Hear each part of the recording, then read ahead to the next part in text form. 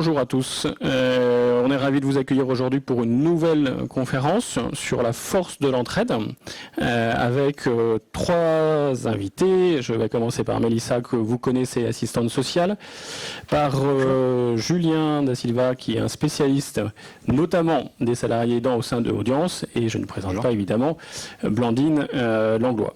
L'objectif de cette demi-heure, trois quarts d'heure, c'est d'échanger autour de la force de l'entraide, qui se traduit notamment à travers des situations de salariés aidants, mais pas uniquement, en trois parties. Une première partie qui va être autour de ce qu'est finalement un salarié aidant, quelle est la définition. On peut y voir beaucoup de choses et probablement que vous aurez, vous trois, des points de vue et des regards différents. Puis une deuxième partie qui est finalement comment est-ce qu'on intègre ces salariés aidants, quel est le lien entre la situation d'aidance et l'entreprise, pour conclure avec quel accompagnement, s'il doit avoir un accompagnement au sein de l'entreprise pour la situation d'aidance.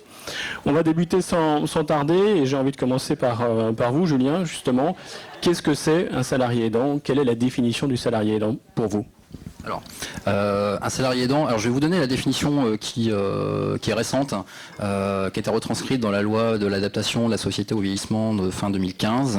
Donc un aidant, c'est une personne qui vient en aide de manière régulière et fréquente, à titre non professionnel, pour accomplir tout ou partie des actes ou des activités de la vie quotidienne d'une personne en perte d'autonomie, du fait de l'âge, de la maladie ou d'un handicap.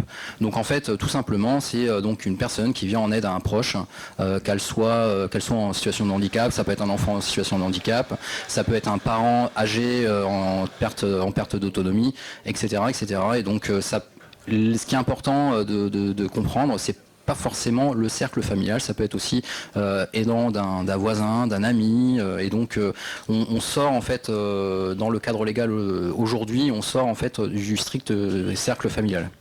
On est beaucoup plus large que mes parents, mes enfants, et ça peut être un ou une amie par exemple. Exactement, on parle d'alliés en fait. Blandine, quelle est pour toi la définition justement de salarié aidant? Est-ce que c'est un regard qui est similaire, c'est-à-dire défini par le code, ou est-ce que ça peut être un petit peu plus large?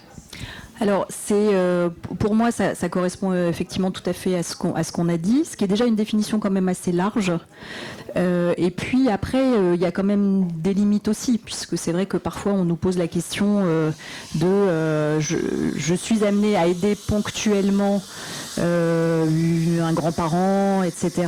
Là, on sort quand même du cadre de ce que vous avez défini précédemment. Ça ne peut pas, c'est assez large, ça ne peut quand même pas tout englober non plus. Mais alors pourquoi c'est différent finalement? Parce que c'est un geste de générosité aussi d'aider dans un cadre qui n'est pas strictement celui de la loi. Alors pour moi, la différence quand même entre la définition qui a été rappelée ici, c'est la régularité. C'est-à-dire que l'aide ponctuelle, voilà, tout le monde potentiellement peut être amené à l'exercer, peut être amené à témoigner d'une aide à un voisin qui, comme on l'a vécu récemment, le Covid, etc. Là, dans une situation d'aidance, en tout cas dans ma vision des choses, il y a quelque chose de régulier. Ça peut être temporaire, mais de régulier. C'est quand même ce qui fait la différence. On ne peut pas embrasser toutes les situations où on est amené à aider. Mélissa, est-ce que tu es alignée sur quelle définition pour toi à travers ton métier d'assistante sociale? Je rejoins effectivement la définition de l'article de loi et aussi ce que vient de dire Blandine. Pardon, excusez-moi. Et je pense que l'importance de cette définition, elle a été aussi donnée pour insister sur cette régularité qui potentiellement pourra avoir des conséquences en fait sur les autres sphères de la vie, donc sa vie personnelle mais aussi sa vie professionnelle. Je pense que c'était aussi la volonté de clarifier et d'encadrer cette définition dans un texte de loi. Alors Julien, vous évoquiez que c'était un texte de loi relativement récent, mais est-ce que ce n'est que la concrétisation d'une situation qui était là depuis presque la nuit des temps ou pas? Oui, parce que de toute façon, finalement, l'aide apportée à un proche, c'est quelque chose qui a toujours existé de manière informelle au sein des familles. Par contre, en fait, ce qui a changé ces dernières années, ces dernières décennies, c'est l'ampleur du phénomène. Alors déjà, avant, les personnes âgées qui étaient qui étaient en situation de dépendance avaient une espérance de vie très réduite dans cette situation. Les personnes en situation de handicap avaient une espérance de vie très beaucoup plus faible qu'aujourd'hui. Et donc du coup, tout ça, avec le vieillissement de la population, fait qu'en fait on a un phénomène qui a pris beaucoup d'ampleur et qui s'est imposé en fait dans le débat public. Mais après derrière, c'est pas quelque chose qui vient qui vient d'apparaître. C'est l'heure du phénomène qui fait qu'aujourd'hui on est obligé d'en parler. Et alors Blandine, justement, comment tu réagis à ça? Parce qu'on peut se dire, c'est dommage d'avoir dû mettre dans le code une chose qui est presque naturelle et historique. Non, je ne pense pas, parce que comme je le disais tout à l'heure, c'est-à-dire que ça permet d'avoir des repères et ça permet aussi à l'entreprise de pouvoir accompagner dans des situations données, sachant qu'on peut aussi témoigner de bienveillance dans une organisation quotidienne, temporaire, etc., dans différentes occasions. Mais ça permet, je trouve, que d'avoir une définition des repères, de savoir de quoi on parle, et encore une fois, la définition est quand même assez large, et d'avoir des accompagnements qui soient bien dédiés, bien spécifiques. Et ce qu'on note aussi, et puis vous compléterez, ce qu'on note aussi, c'est que toutes les situations, il y a un cadre, c'est vrai, mais toutes les situations sont particulières en fait. Et de plus en plus, on voit dans les entreprises, même celles qui sont très très très avancées dans les dispositifs, que les collaborateurs qui sont dans ces situations-là n'utilisent pas forcément toujours tous les dispositifs à disposition quand ils sont très larges, non pas parce qu'ils correspondent pas, mais parce qu'ils sont parfois un peu larges et et encore une fois, chaque situation familiale, individuelle est très particulière. Et c'est là où on a aussi notre rôle à jouer, nous, en tant qu'entreprise, de prendre ça en compte dans la mesure du possible. Je pense qu'il ne faut pas non plus être totalement idéaliste en la matière, et parce que l'entreprise a aussi ses cadres. Donc l'idée, et c'est là où on peut progresser tous ensemble, c'est justement de conjuguer ces différents cadres-là.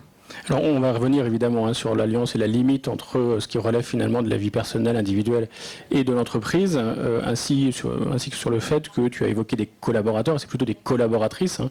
Dans les chiffres, on est à plus de 62% qui sont plutôt des femmes en aidantes que des salariés aidants. Mais avant de passer à ça, un petit point peut-être sur l'international. Julien, est-ce que cette définition française que vous venez de lire, elle est très très proche, très éloignée ou complètement similaire à ce qui se passe ailleurs?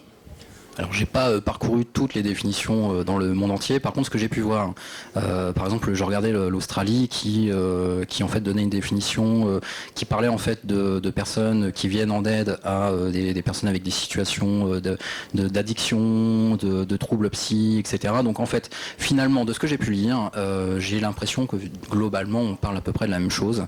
Il y a certains pays qui font pas la distinction en fait entre la perte d'autonomie et le handicap. Et ça, nous en France, c'est quand même quelque chose qu'on a toujours historiquement, on a fait la distinction entre les deux, mais finalement dans les faits, la définition c'est pas ce qui mesure la différence, c'est ce qui va mesurer la différence en fait. Dans les pays, pour moi c'est la question de la prise en charge, de l'organisation de la prise en charge et de leur prise en compte par la société dans son ensemble. Et là il y a plusieurs modèles différents suivant les pays, et pour moi c'est la différence est plutôt là en fait. Et puis aussi l'antériorité de la prise en compte des aidants, parce qu'il y a des pays qui sont avancés sur cette question depuis presque 40 ans aujourd'hui.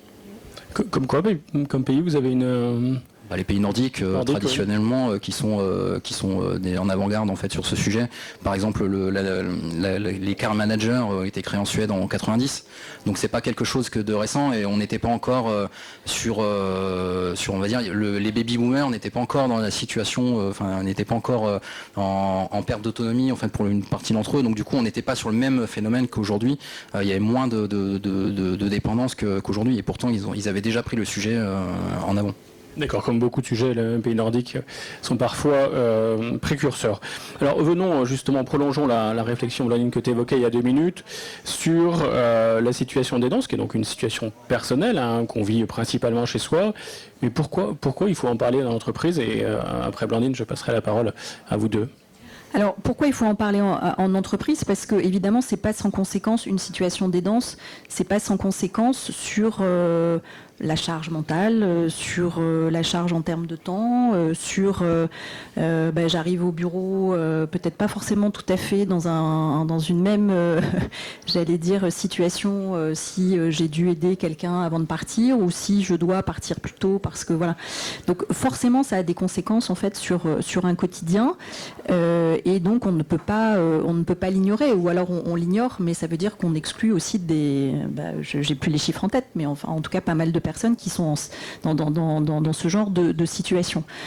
Qui plus est, je trouve aussi que toutes ces personnes, encore une fois, sans être idéaliste, sans être toutes ces personnes qui sont dans des situations d'aidances, pour reprendre une expression qu'on a utilisée pour les soignants, ce sont un peu des héros du quotidien aussi. C'est-à-dire que encore une fois, c'est pas forcément toujours simple, mais ce sont aussi des gens qui développent des capacités de résilience, d'efficacité, d'organisation, de dépassement de soi, de confiance en parfois des petites améliorations qu'on peut constater au quotidien et tout ça, pour moi, de façon directe ou indirecte, ça peut profiter à un collectif.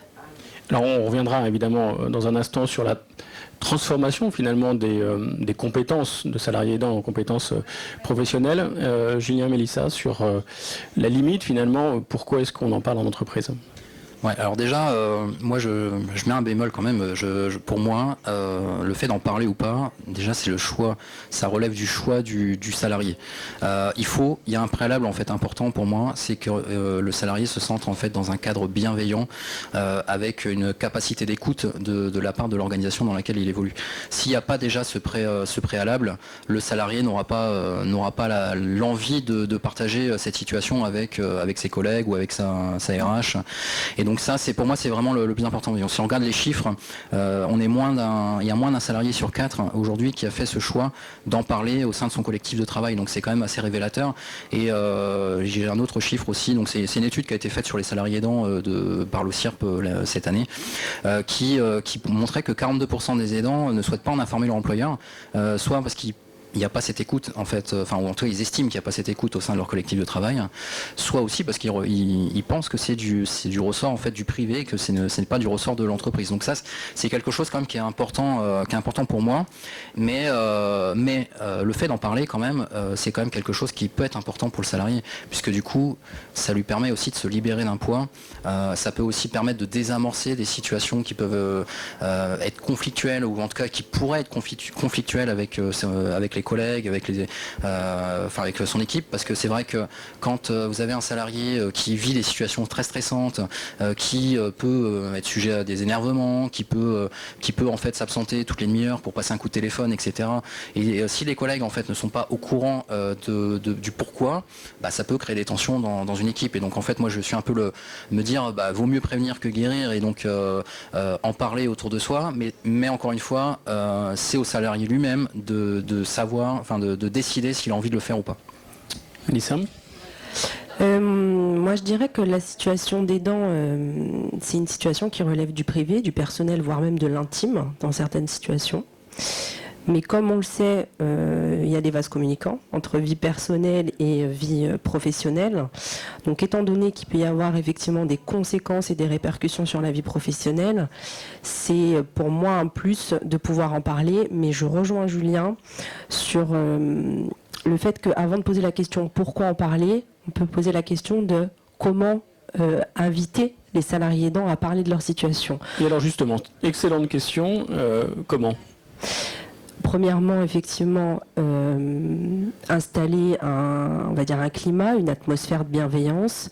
Ça passe aussi par l'intermédiaire de ce qu'on est en train de faire, c'est-à-dire de parler du sujet, de montrer que l'entreprise s'intéresse à ce sujet et prend en compte qu'il existe des salariés aidants et que ça peut avoir un impact sur leur vie professionnelle.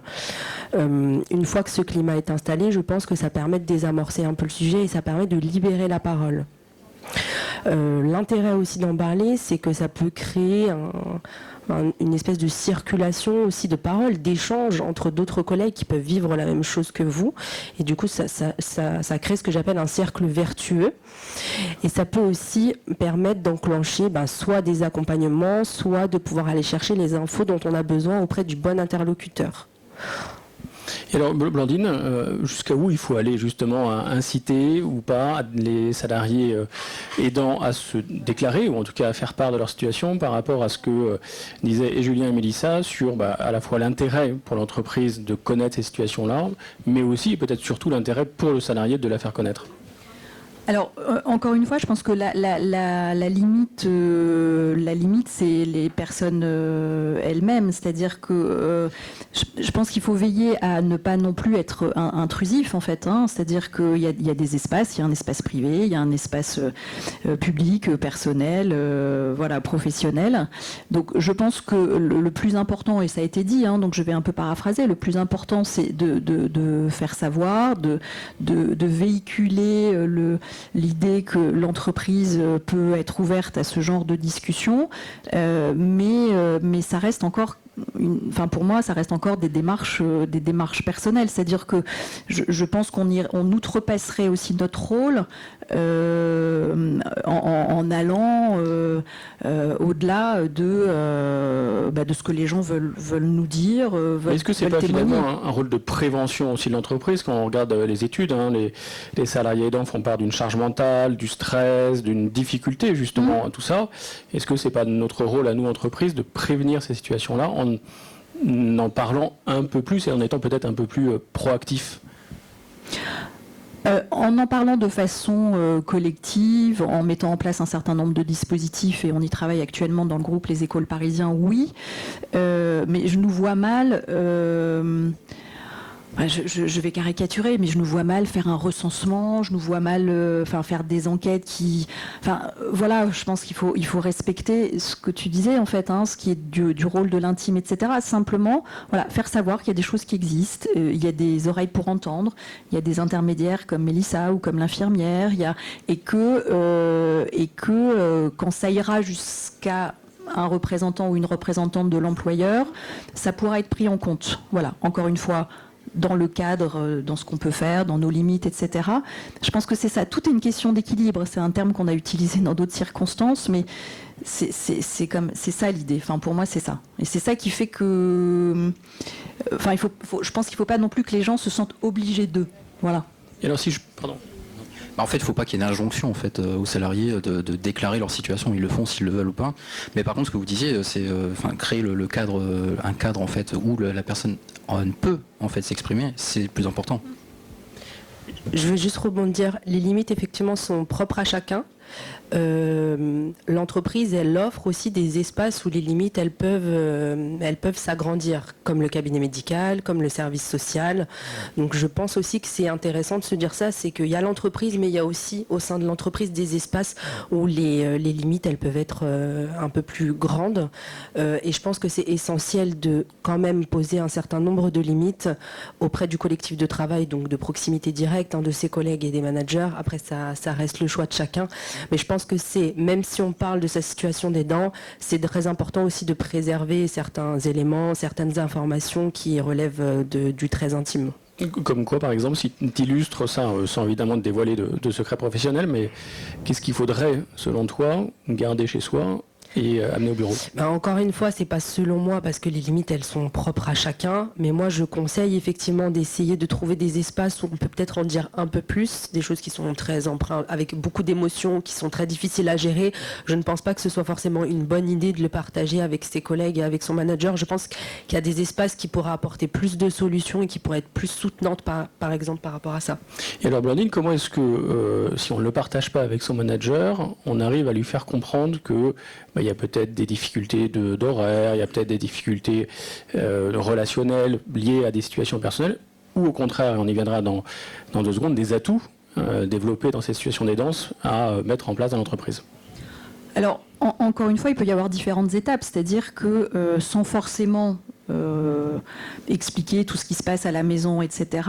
Je crois qu'en fait, tout à l'heure on parlait de conséquences, hein, c'était toi Mélissa qui parlait des conséquences, c'est ça qui est important, c'est quelles sont les conséquences. Je dis pas que quand il n'y a pas de conséquences, il faut pas en parler, parce que parfois on compense, on n'en parle pas, tout va bien, puis à un moment donné ça craque.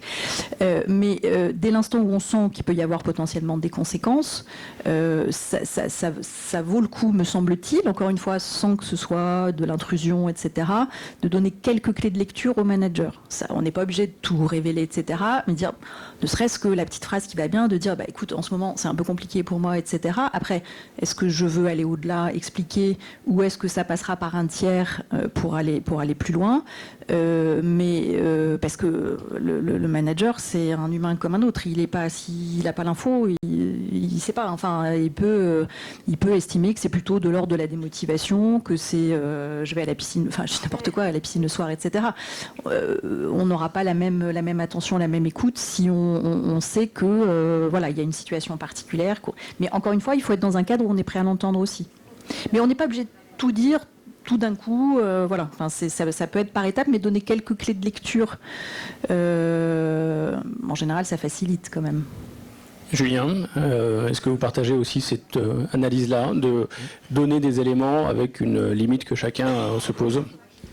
Oui, en fait, je vais pas paraphraser ce que disait Blandine, mais je pense qu'en fait, c'est important quand même qu'il y ait une information qui soit véhiculée dans l'entreprise, une sensibilisation des managers pour leur donner des clés de lecture sur certaines situations où c'est pas l'aidant de lui-même qui va forcément aller vers son manager, mais en tout cas avoir déjà des clés de lecture et en fait pouvoir essayer d'engager le dialogue. Dans certains cas, ça peut être intéressant quand même pour un manager d'aller voir une personne dans son équipe, un collaborateur qui semble en difficulté et d'essayer d'amorcer le dialogue. Après, on ne peut pas forcer la personne à le faire. Mais encore une fois, je pense que en tant qu'aidant, il faut juste se dire si ça a des conséquences sur ma vie professionnelle, même sur ma vie privée, en fait, il faut pas attendre d'être dans une situation d'urgence. Parce qu'en fait, si vous vous retrouvez dans une situation en fait, où vous devez du jour au lendemain vous absenter pendant 3 mois et que vous n'en parlez pas à votre hiérarchie, ça va être compliqué de faire passer en fait le congé. Alors après, vous avez le congé proche aidant, etc. Mais de fait, vous vous déclarez. Donc voilà. Et alors, en positif, parce que là, on parle beaucoup des difficultés, comment est-ce que, Blandine, on peut valoriser en entreprise les compétences que les salariés aidants, lorsqu'on les interroge, mettent en avant, notamment l'adaptation au changement, la gestion des priorités, l'empathie, etc. Est-ce que c'est le rôle de l'entreprise ? Peut-être pas. Et si c'est le rôle, comment les valoriser ? Alors, moi, je sais pas. Je me dis que comment je vais formuler ça de façon assez claire. C'est ce que je disais tout à l'heure, c'est-à-dire que c'est pas forcément à titre personnel une situation que je connais, mais en tout cas pour en entendre parler, pour imaginer aussi ce que ça représente, etc. Encore une fois, ce sont des personnes qui doivent traverser plein de moments de doute, etc. Mais qui développent des capacités qui sont furieusement, je ne sais pas si c'est le bon terme, mais en tout cas très intéressantes à partager. Et quand je dis très intéressante, c'est pas au sens l'entreprise est intéressée au sens négatif du terme, mais et dont on a besoin dans un collectif. C'est-à-dire, ça paraît tout bête, mais qu'on soit aidant ou pas, être attentif à l'autre, à un moment donné, ses difficultés, être en capacité de dépasser des obstacles. Je voudrais pas être trop simplificatrice, etc. dans l'approche, parce qu'encore une fois, c'est pas forcément des situations qu'on a choisies et restons positifs, mais à la fois c'est quand même pas non plus la vie est un long fleuve tranquille. Mais je pense que toutes ces compétences-là, toutes ces capacités-là, forcément elles profitent à un collectif. Alors comment les valoriser ? Déjà de les reconnaître, de les intégrer, de se dire que si j'ai des collaborateurs dans mon équipe qui vivent ça, ils méritent de l'attention, et cette attention-là, c'est une attention qu'on peut aussi démultiplier. Voilà, j'ai peut-être pas forcément les mots pour le dire, mais c'est quelque chose que je ressens, et je pense que et c'est satisfaisant aussi en tant que manager de se dire, voilà, quelqu'un qui vous appelle un matin, je dis pas qu'on peut le faire à chaque fois, mais en disant, ce matin j'ai une difficulté, etc., d'être en capacité de lui dire, c'est pas grave, on va s'organiser, etc. Forcément, il y a un cercle vertueux qui s'installe. Et encore une fois, c'est des questions d'équilibre, parce qu'effectivement, on est dans des environnements où la performance, le dépassement, etc., tout ça sont des choses qui sont au panthéon de ce qu'on essaie de faire. Mais la performance du quotidien, la performance des salariés aidants, c'est une performance qu'on peut entendre aussi dans nos environnements. Et alors, je voudrais vous faire réagir sur une démission assez récente de Catherine Guhard, qui est l'ancienne patronne de la RATP, et qui a officialisé le fait qu'elle démissionnait pour s'occuper de ses parents, donc dans une situation de salarié aidant. Comment est-ce que vous réagissez à ça, Mélissa ? Je sais pas trop, parce que j'ai pas plus d'éléments en fait. Est-ce que c'est vraiment un choix de sa part, et qu'elle peut aussi peut-être qu'elle a vraiment le vrai choix entre guillemets de se libérer, de stopper sa carrière pour s'occuper de ses parents, ou est-ce que c'est un choix peut-être idéologique aussi de sa part.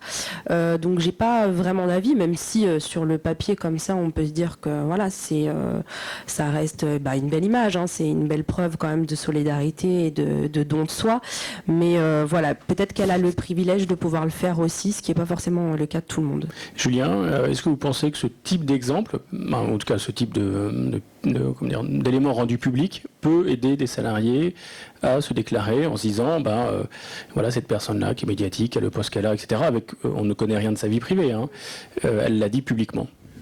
En ça, effectivement, ça peut être intéressant. C'est un peu comme le phénomène des coming out de personnes qui sont très connues. Ça peut en fait aider des personnes à se déclarer au sein de leur organisation. Après, sur cette situation-là, c'est surtout en fait ça met en avant le fait que ça concerne tout le monde. Et donc, que vous soyez dirigeant d'une grande entreprise, ou bien salarié, employé dans une petite entreprise, ou peu importe, vous êtes potentiellement concerné par cette situation. Donc c'est surtout pour moi, c'est ça en fait que ça permet de mettre en avant aussi. Blandine, ta réaction sur ça ? Alors, moi, ma réaction, c'est toujours intéressant d'avoir des rôles, ce qu'on appelle un peu des rôles modèles, en fait. Évidemment, c'est aussi pour ça que nous aussi, à notre échelle, de faire témoigner, de parler, etc., quelles que soient les situations, c'est toujours intéressant. Après, c'est aussi une forme de limite qui s'exprime là, c'est-à-dire que là, il y a eu un choix, c'est-à-dire donc un renoncement à une carrière. Et moi, j'aime à penser, et encore une fois sans aucun idéalisme, mais que peut-être il y a des espaces où on peut continuer à faire les deux. C'est-à-dire avoir la possibilité, avec un certain nombre d'aménagements, etc., de continuer à être présent dans l'entreprise, tout en ayant une autre vie, parce que c'est souvent le cas, à côté. Alors avant de passer à la dernière partie, de prendre les questions des uns des autres, on a intitulé cette rencontre la force de l'entraide. Ça a suscité des débats entre nous, et je voudrais qu'on vous réagissiez justement par rapport à ça. Julien, Mélissa, Blandine. Qui commence. Je vais commencer. Oui, on a beaucoup discuté sur ce mot, parce que c'est vrai que pour moi, il n'est pas forcément adapté aux situations de salariés aidants et d'aidants de manière générale, parce que l'entraide, ça sous-entend quand même un rapport de réciprocité, excusez-moi, et c'est pas forcément le cas dans une situation d'aidant, c'est plutôt une relation d'aide à sens unique. Donc j'aurais plutôt parlé de solidarité que d'entraide. Voilà sur mon avis sur le titre. Julien ? On avait à peu près le même avis avec Mélissa. Après, en réfléchissant, je me dis, l'entraide, finalement, c'est une composante de la solidarité. Et la solidarité, c'est quoi? C'est quelque chose, en fait, qui s'organise. Si on regarde la définition de la solidarité, c'est quelque chose, en fait, c'est un collectif qui se donne, en fait, pour obligation de mettre en place des soutiens les uns les autres. Donc, finalement, si ça s'organise, pour rejoindre la thématique, finalement, de cette table ronde, ça veut dire que au sein d'un collectif de travail, on organise aussi cette forme d'entraide pour les salariés en situation d'aidant et pour l'ensemble des salariés. Blandine. Oui, c'est vrai que ça a suscité pas mal de questionnements là depuis 48 heures, ou depuis qu'on a non pas découvert, mais en tout cas on a discuté du titre. Encore une fois, je pense que tout ce qui a été dit, c'est très juste. C'est-à-dire que dès l'instant, alors qu'on appelle ça entraide, qu'on appelle ça solidarité, qu'on appelle ça partage au sein du collectif, mais en tout cas, l'intégration de ce genre de situation, de ce genre de spécificité, fait que toutes ces notions de solidarité, d'entraide, etc. circulent en fait. Et pour moi, c'est ça qui est important. C'est de dire que voilà, on est un collectif avec un certain nombre de différences et on le sait. Voilà, on en a parlé il y a une dizaine de jours sur le sujet des personnes en situation de handicap. La différence, elle est aussi à l'extérieur du monde professionnel avec ce qu'on vit chez soi et avec avec des limites, avec des forces. Et tout ça, on l'intègre dans un collectif. Et inévitablement, ce collectif s'enrichit de tout ça, voilà, dans un univers où on se questionne sur plein de sujets. Donc, c'est plein de témoignages d'humanité avec un grand S. Pour finir, dernière partie, on va être encore plus concret, si je puis dire. Et je vais commencer par toi, Mélissa. Quel est le rôle d'une assistante sociale, justement, dans ces situations-là? Qu'est-ce qui se passe lorsque je viens de faire toc-toc à ta porte? De manière générale, mon rôle consiste en 3 missions. Informer, conseiller, accompagner. Ces 3 missions-là, je vais les décliner en fonction de la situation individuelle du salarié aidant. C'est-à-dire que je peux être amenée à rencontrer des aidants qui sont à différentes étapes de leur vie d'aidant et de leur rôle d'aidant. Donc voilà, parfois c'est soit une seule de ces missions, on m'appelle sur une seule de ces missions, et parfois c'est les 3. Donc ça va vraiment dépendre de la situation au moment T où je rencontre l'aidant, ce dont il a besoin, ce qu'il souhaite mettre en place ou pas, ses limites. Mais c'est-à-dire très, très concrètement, souvent on découpe les aidants, si je puis dire, en autonomes, accompagnés, vulnérables et désemparés, dans les classifications qu'on voit ici ou là. Si je prends le premier, accompagné, quel est le premier niveau d'aide que toi tu peux apporter? Oui, j'ai entendu ces notions-là. Je définirais les salariés du groupe, en tout cas ici, comme des salariés aidants accompagnés dans la mesure où l'entreprise propose des choses pour les aider à continuer à exercer leur rôle d'aidant. Alors moi, encore une fois, il n'y a aucune recette miracle pour accompagner un salarié aidant de manière exceptionnelle. C'est vraiment en fonction de la situation, donc accompagner sur son besoin. Parfois c'est un besoin d'info, parfois c'est la gestion d'une situation d'urgence suite à la dégradation de l'état de santé. Parfois au contraire c'est le besoin de prendre un répit avec la personne, donc c'est plutôt un moment sympa et de partage et ce qu'on appelle de préservation de la relation. Donc voilà, c'est vraiment très, très variable. D'accord, ça peut être un soutien psychologique, financier, des illustrations d'autres situations vécues. Exactement, en fonction du besoin, je vais proposer une solution qui va rentrer dans le cadre de ce besoin-là. Donc ça peut englober vraiment tout ce que tu viens de dire. Blandine, au niveau du groupe Les Écoles Parisiens, qu'est-ce qu'on a mis en place? Qu'est-ce qu'on va mettre en place? Quels sont les projets sur cet accompagnement RH? Alors, déjà, encore une fois, sans prétention aucune, parce qu'il y a peut-être des choses qui nous échappent, mais à chaque fois qu'on a été sollicité dans ce genre de situation, on a trouvé des solutions. C'est prendre un peu plus de RTT pendant un certain temps, c'est du temps aménagé, c'est parce que la notion de temps, elle est souvent importante en fait dans ce genre de situation.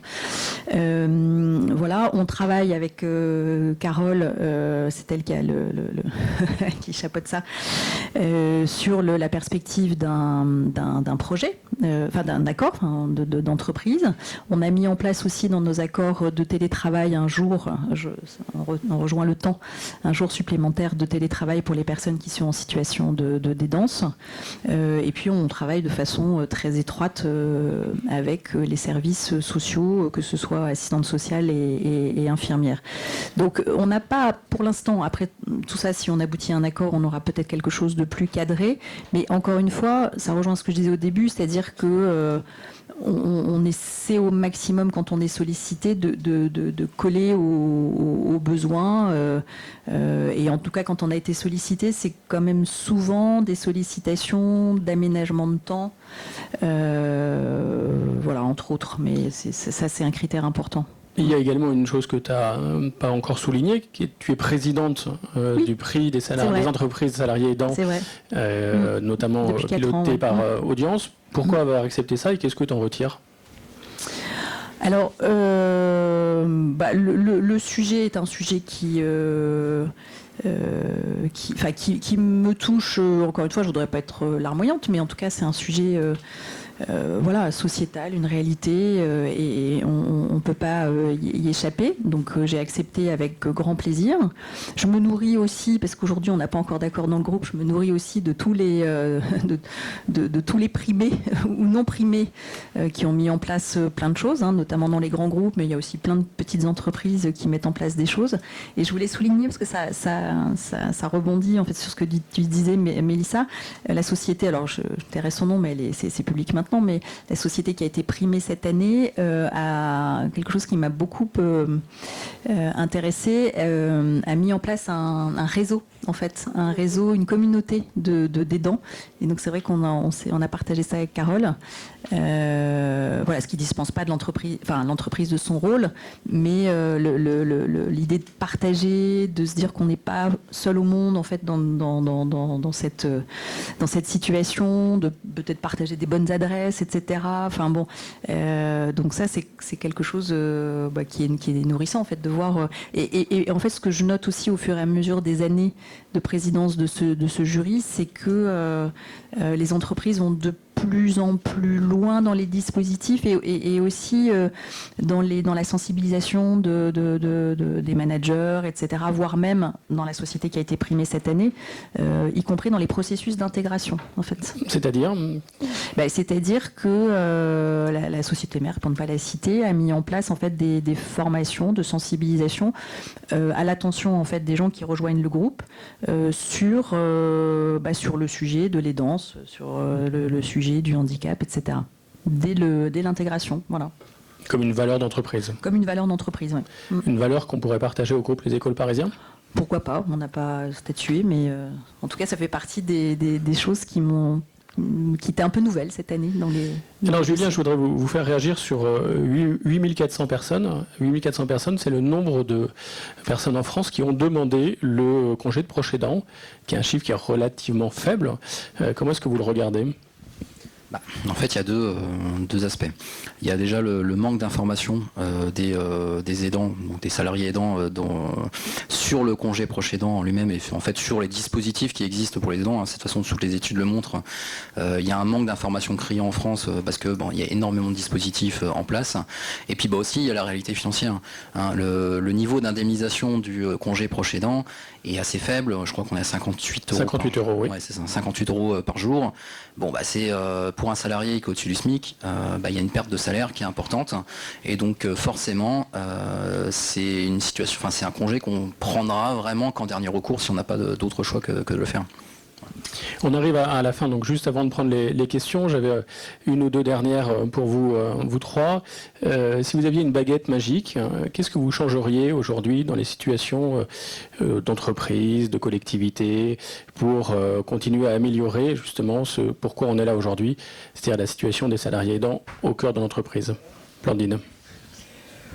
Oui, alors moi j'aime bien rêver, mais baguette magique, je suis pas sûre. mon côté un peu terrienne.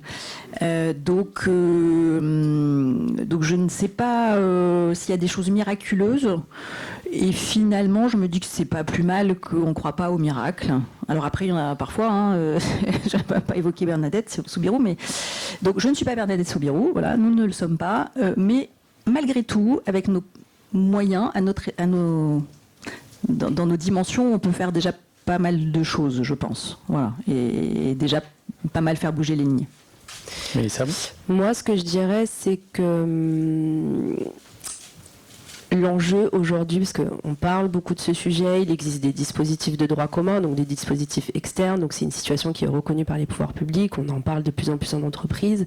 Aujourd'hui, pour moi, l'enjeu il se situe sur la prévention, c'est-à-dire de continuer à parler de ce sujet, de proposer d'autres supports de rencontres, parce qu'on finira tous par l'être à un moment donné. Donc l'idée, c'est de prévenir de cette situation au maximum pour éviter de se retrouver dans des situations d'urgence ou même si les aidants construisent des compétences que j'appelle compétences de la vie, de résistance, de gestion du stress, l'idée c'est quand même de prévenir au maximum pour continuer d'exercer son rôle d'aidant dans les meilleures conditions possibles. Donc pour moi l'enjeu aujourd'hui il est là. Si j'avais une baguette magique, je miserais tout sur la prévention de ces situations. Donc les compétences de la vie, jolie expression. Julien ? Alors moi j'ai pas de baguette magique non plus, mais en fait je pense que le sujet des aidants en fait c'est un sujet qui est primordial aujourd'hui pour les entreprises, puisqu'en fait c'est à la croisée de pas mal d'enjeux. On a parlé un peu de qualité de vie au travail, il y a l'égalité femmes-hommes, la responsabilité sociétale des entreprises qui aujourd'hui est un critère qui est de plus en plus important pour les salariés eux-mêmes. Et donc finalement si l'entreprise veut mettre en place des actions en termes de QVT, en termes d'égalité femmes-hommes, etc., elle est obligée de se saisir de la question des aidants. D'ailleurs, obligée aussi par la loi, parce qu'aujourd'hui c'est une des thématiques de négociation obligatoire au niveau des branches et au niveau des négociations annuelles. Mais surtout, en fait, si vraiment elle veut faire avancer les choses, de toute façon, elle n'aura pas d'autre choix que de saisir cette question. Après, la baguette magique, c'est pas que aux entreprises. Le poids ne doit pas reposer que sur les entreprises. C'est quelque chose qui doit se faire de concert avec les pouvoirs publics et les décisions qui sont prises par les pouvoirs publics. Merci beaucoup pour ces conclusions. Est-ce que les uns les autres, vous avez des questions, que vous soyez ici ou à distance? Micro pour la gauche, là.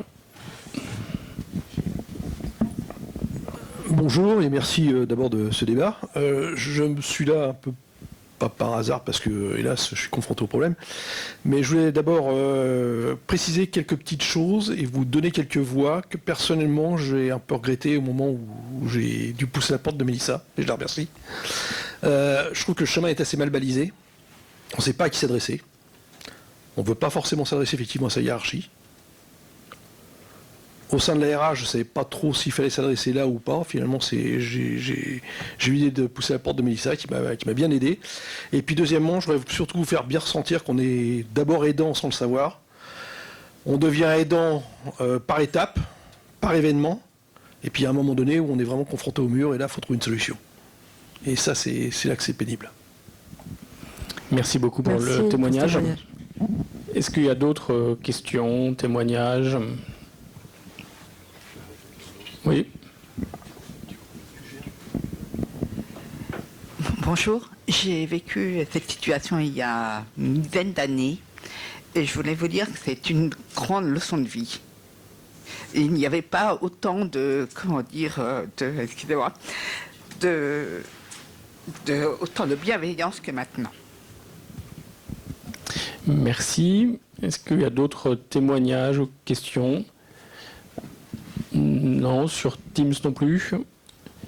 Alors on va conclure par... voilà, je vais vous laisser... Je ne vais pas poser de questions pour la dernière, mais vous laisser chacun dire un mot de la fin pour finir cette jolie rencontre. Blandine, Julien, Mélissa. Blandine. Le mot de la fin, c'est plus un début en fait, en l'occurrence. Preuve en est, c'est que voilà, on a des chemins de progrès. Donc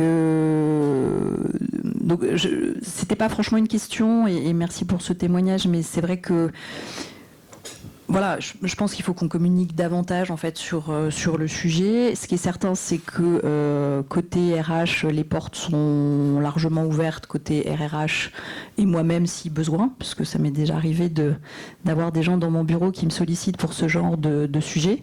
On pense peut-être pas forcément à nous tout de suite pour venir en parler, mais en tout cas, ça peut être une alternative au manager si on préfère être dans un cadre moins lié à son quotidien professionnel.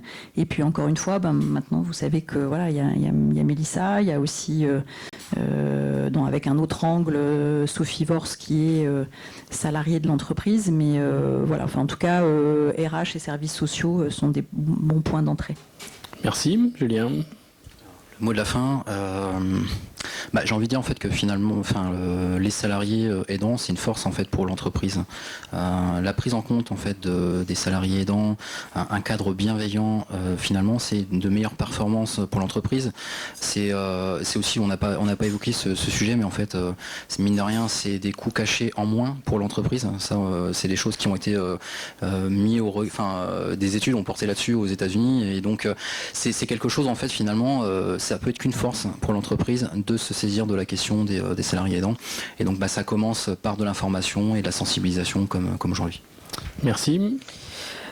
Pour terminer, je reviendrai sur ce système de vases communicants et je mettrai en lumière qu'effectivement le salarié aidant, c'est pas une situation linéaire, c'est une situation qui varie, comme on a pu le voir au travers des témoignages. C'est une situation qui peut changer très vite ou moins vite et que du coup c'est important aussi d'avoir connaissance que les conséquences elles peuvent être aussi variables et que l'enjeu en fait il est dans éviter le déséquilibre ou en tout cas qui dure trop longtemps. À la fois pour le salarié qui est aussi une personne, donc garantir sa santé pour qu'il puisse aussi pouvoir travailler sans dégrader son état physique mais aussi psychologique et mental. Merci beaucoup, merci à vous trois, merci à Karen et Isée pour nous avoir aidé à préparer cette jolie conférence sur donc la force de l'entraide. Merci beaucoup. Merci.